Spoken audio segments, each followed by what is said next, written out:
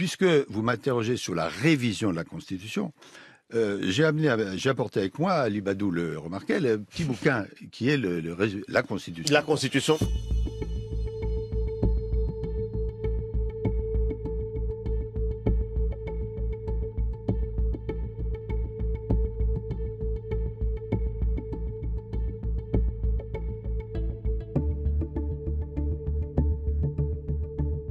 Il n'y a pas une seule déclaration, il n'y a pas une seule proposition faite par Marine Le Pen et Jordan Bardella où on ne disait pas qu'il fallait changer la Constitution. Tout ça était très bien expliqué et d'ailleurs, maintenant, le débat politique va porter sur le changement de la Constitution pour vraiment lutter contre l'immigration. La seule solution pour sortir de ces blocages politiques, de ces blocages médiatiques, c'est de porter une grande réforme constitutionnelle approuvée par référendum. Nous demandons au président de la République d'avoir enfin ce courage.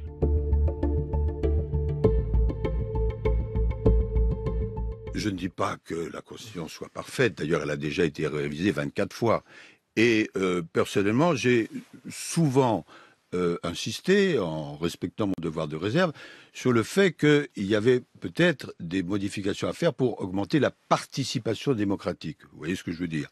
Mais je crois qu'elle a un mérite très très important, que vous comprendrez sûrement, c'est sa grande stabilité.